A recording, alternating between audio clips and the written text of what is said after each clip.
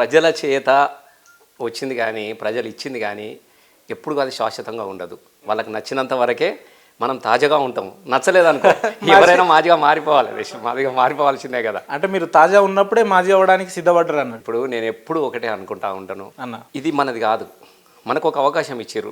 తెలంగాణ ఉద్యమంలో, తెలంగాణ రాష్ట్ర సాధనలో ధూమ్ధామై ఆటై పాటై వాళ్ళ కోసం, అరే మా కోసము గొంతెత్తిండు, మా కోసం తెలంగాణ రాష్ట్ర సాధనలో పాటలు పాడిండు, మా కోసం కష్టపడ్డాడు కాబట్టి ఈ బిడ్డకు ఒకసారి అవకాశం ఇద్దాం ప్రజాప్రతినిధిగా అన్నటువంటి అవకాశం వాళ్ళు తీసుకున్నారు. తర్వాత ఒక మార్పును కోరుకున్నారు.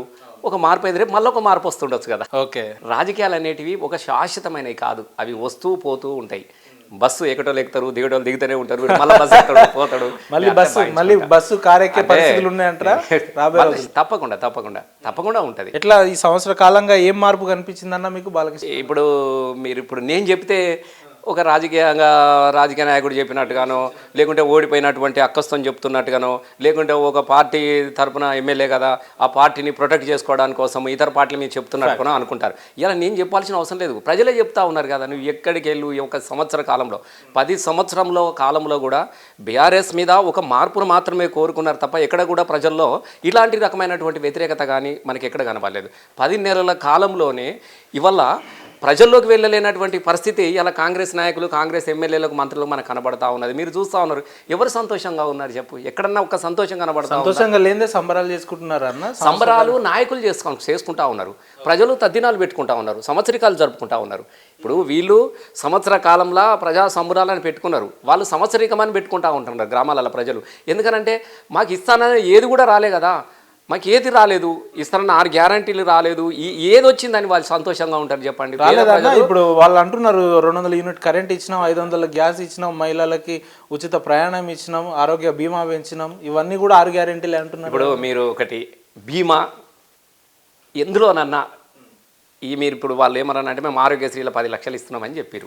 ఏ హాస్పిటల్ అన్నా మీరు వెళ్ళండి, మీ సిగ్నేచర్ టీవీ స్టూడియో మీరే వెళ్ళండి, ఏ ఒక్క దగ్గరనన్నా అమలు జరుగుతుందేమో అని మీరు చూడండి. 200 యూనిట్లది కూడా దానిలో పెద్ద తిరకాసులు ఉంటాయి. ఒక యూనిట్ పెడితే మొత్తం వస్తుందని నాకు తెలిసి ఎక్కడొస్తుందా నాకైతే తెలియదు. ఏది అన్ని ఇప్పుడు గ్యాస్ కానీ సిలిండర్లు కానీ ఇవన్నీ కూడా కనిపించని అన్నీ చేసినామంటారు. కానీ లోపలికి వెళ్ళి చూస్తే ఏమంటారు చూడు, మేటి పండు చూడు మేలమై ఉండును, పొట్ట విప్పు చూడు పురుగులు ఉండు అని చెప్పేసి 6 గ్యారంటీలు అమలు చేస్తూ చెప్తున్నారు తప్ప అది విప్పు చూస్తే తెలుస్తుంది. ఇప్పుడు అట్లాంటి పరిస్థితి ఉన్నది. ఎక్కడ కూడా వాస్తవంగా కాంగ్రెస్ అమలు చేయడానికి కోసము మాటల అమలు ఉన్నది తప్ప చేతల అమలు ఎక్కడ కూడా లేదు.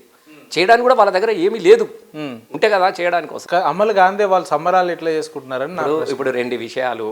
సంవత్సర కాలం అవుతుంది, కేవలము సోనియా గాంధీ మెప్పు పొందడానికి కోసమో, అధిష్టానం మెప్పు పొందడానికి కోసమో మేము సంబరాలు జరుపుతున్నాము అని చెప్పేసి. సంబరాలు అంటే ప్రజలు జరుపుకోవాలి సంబరాలు, నాయకులు కాదు సంబరాలు జరుపుకునేది. పోలీసుల మధ్యన, పోలీసు పహారాల మధ్యన అధికార పార్టీ ఒక దుర్వినియోగం చేసుకుంటూ, అంటే రాష్ట్రం ఇప్పటికే ఆర్థికంగా బాగా దివాలు తీసింది. రూపాయి లేదు ఏమంటారు చూడు, మింగం ఎత్తుకోలేదు మీసాలకు సంపంగా నూనె పెట్టుకుంటున్నారు అని ఒక సామెత ఉన్నట్టుగా దివాలా తీసేటట్టు చేసిందే కేసీఆర్ గారు. సుమారు 6.5-7 లక్షల కోట్లు అప్పు చేసిండు, వాటికి మిత్తి కట్టడానికే మాకు సరిపోతలేదా? ఒకటి మరి మిత్తిగా ఏ ప్రభుత్వం అయినా ఇప్పుడు భారతదేశంలో ఉన్నట్టు నరేంద్ర మోడీ గారు అప్పు చేయలేదా? మీరు భారతదేశంలో రేవంత్ రెడ్డి గారు కూడా చేస్తున్నారు కదా. 29 రాష్ట్రాలల్లో కూడా ఏ రాష్ట్రమైనా ఎవరైనా కూడా మన ఇంత పెళ్లి జరిగినా కూడా, మనం ఎంత ఉన్నలమైనా కూడా మనకి ఏదైనా అవసరాలు ఉంటే తీసుకొచ్చుకుంటాం, అవసరం వెళ్ళిన తర్వాత కట్టుకుంటాం.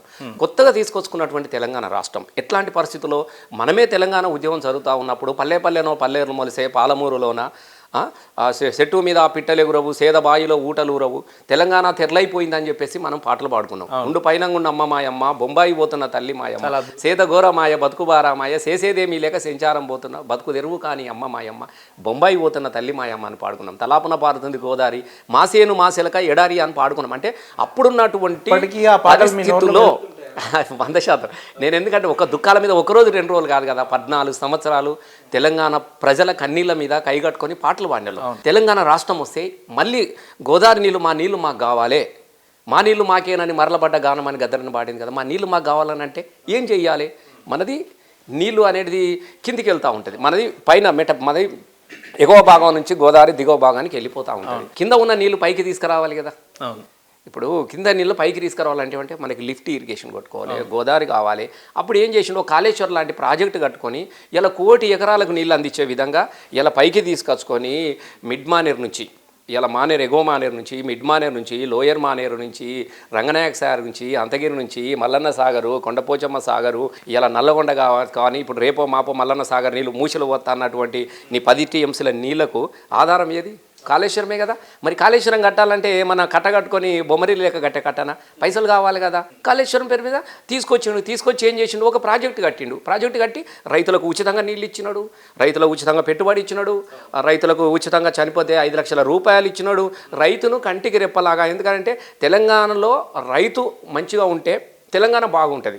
రైతే రాజు. రైతు అనేటోడు 10 మందికి అన్నం పెట్టేటోడు దేవుడు. మనం దేవుని ఎందుకు మొక్తాం? దేవుడా మంచిగా చూడు, నాకు ఇక్కడ బోధ కలిగేటాడు చూడని దేవునికి మొక్తాం. ఇప్పుడు మనిషి రూపంలో ఉన్నటువంటి దేవుడు రైతు. కాబట్టి రైతును బతికించుకోవడానికి కోసం ఎంత అప్పు చేసినా తప్పు లేదు అని చెప్పేసి తీసుకొచ్చుకున్నాడు. కాళేశ్వరం కడుతూ ఉన్నాడు. ఇతరత్ర రావాల్సినటువంటి ఆర్థిక వనరుల నుంచి ప్రాజెక్టుల కోసం తీసుకొచ్చిండు తప్ప వేరే వాళ్ళకి ఏం చేయలేదు కదా. మరి దానికి నువ్వు అప్పులు తీసుకొచ్చిండు. మరి ఏం చేసావు? మరి 40 సంవత్సరాలు ఈ రాష్ట్రాన్ని కాంగ్రెస్ పరిపాలించినది. నువ్వు అప్పులు చేయలేదా? నువ్వు ఏ ప్రభుత్వాలు మారినప్పుడల్లా రాజశేఖర్ నుంచి చంద్రబాబు నాయుడుకి వచ్చినప్పుడు కూడా గిదే అప్పుల ముచ్చట చెప్పిండు. మీరు గుర్తుపెట్టుకోండి, గిదే అప్పు చెప్పినాడు. అంతకుముందు ఎన్టీ రామారావు దగ్గర నుంచి వచ్చినప్పుడు కూడా కాంగ్రెస్ వాళ్ళు గిదే అప్పులు చెప్తారు. ఇప్పుడు కాంగ్రెస్ కేంద్రంలో ఉండి కూడా నరేంద్ర మోడీ ఈ దేశానికి 1,00,000 కోట్ల అప్పు తీసుకొచ్చిండని. ఇది సహజంగా ఏ ప్రభుత్వమైనా ఏదన్నా చేపట్టాలనుకున్నప్పుడు అప్పులు అనేది చేతి బదలు లాంటివి తీసుకొచ్చుకుంటారు, కడతా ఉంటారు. దాన్ని పూచి నిరంతర ప్రక్రియ. మరి ఏమున్నదని పెట్టినా నువ్వు 6 గ్యారంటీలకు ఇన్ని కోట్లు అయితే అని తెలియదా? మేము ఒకటే అడుగుతా ఉన్నాను, నువ్వు ఏ మేనిఫెస్టో ఎట్లా రిలీజ్ చేసినావు? నువ్వు ఇన్ని పైసలు నీ దగ్గర ఉన్నాయా? 2,500 ఆడబిడ్డ, ముసలోనికి భార్యాభర్తలు ఇద్దరికి పెన్షన్ ఇస్తామన్నాడు. ఒక్కలే కాదు, భార్యాభర్తలకి ఇద్దరికి ఇస్తామన్నాడు. ఇట్లా ముసలామకి ఇస్తా అన్నాడు, ముసలాయనకి ఇస్తా అన్నాడు, ఆ ఇంట్లో వితంతు ఉంటే ఇస్తా అన్నాడు, ఆడబిడ్డకి 25,000 అని చెప్పినాడు. ఇంట్లో ఎంతమంది ఉంటే అంతమందికి పింఛన్లు ఇస్తామని ఎట్లా చెప్తావు అంటున్నా. నీకు అవగాహన ఉండాలి కదా. నువ్వు మేనిఫెస్టో రిలీజ్ చేసినప్పుడు మన రాష్ట్రం ఎంత? 10 జిల్లాలు 33 జిల్లాలు చేసుకుంటాం. మన చిన్న రాష్ట్రం ఉన్న దానిలోనే మనకు రాబడి ఎంత వస్తుంది, మనం ఏం చేయగలమంటే ఆలోచన లేకుండా కేవలం అధికారమే కావాలన్నటువంటి ఉద్దేశంలో కురిసిగా కావాలి నాకు ముందు. ఏది నోటికి వస్తుందే మాట్లాడడం, ఏది నోటికి వస్తుందే